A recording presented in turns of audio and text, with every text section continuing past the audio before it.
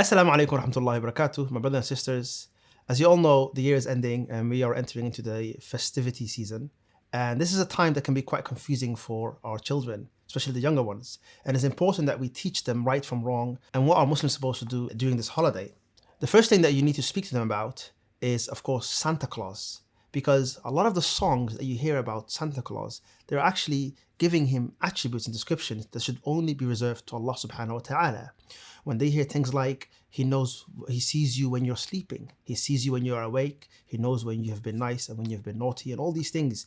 Only Allah subhanahu wa ta'ala can see everyone. Allah says in the Quran, Wallahu bima ta'amaluna basir. Only Allah is all-seeing and sees what you are doing. So it's important that we teach our children that no, Santa is not the one that sees all. It is Allah subhanahu wa ta'ala. And that when you shouldn't be good so that you can receive gifts from Santa Claus, rather we should be good so that Allah subhanahu wa ta'ala can reward us. It's important that we teach our children this at a very young age.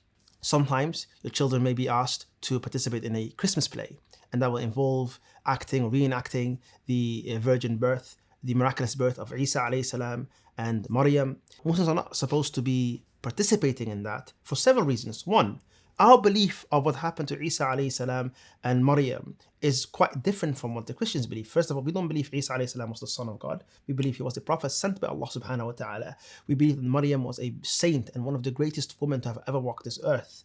And we have our own set of beliefs regarding Maryam and regarding Isa alayhi salatu salam. And it's important that we teach our children that. Not to mention that imitating prophets is not allowed in Islam. So our children should avoid participating in those type of plays. The third thing that I want to talk to you guys about is, of course, the Christmas tree. Now, the Christmas tree, this is, of course, something that is known and is related to the Christmas holiday and the season, and people have it in their homes. And we should avoid it altogether because it's actually rooted in paganism.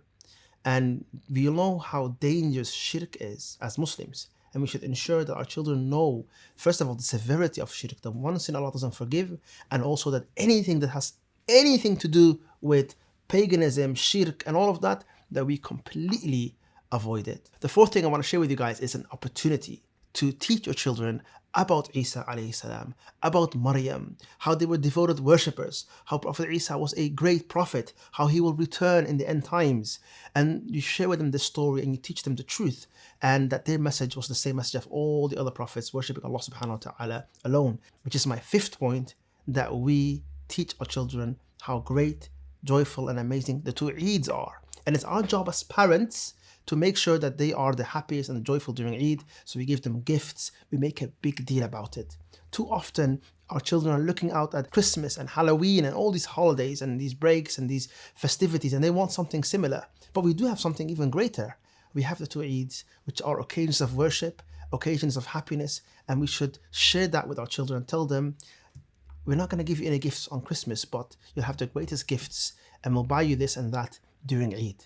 Make a big deal about it. And of course, teach them the importance of fasting in Ramadan, and then we celebrate Eid afterwards. We go to Hajj and then we celebrate other Eid afterwards. That the Muslim's life revolves around Allah and worship. Keep these things in mind, inshallah ta'ala, and hope this was beneficial for you guys. Assalamu alaikum wa rahmatullahi wa barakatuh.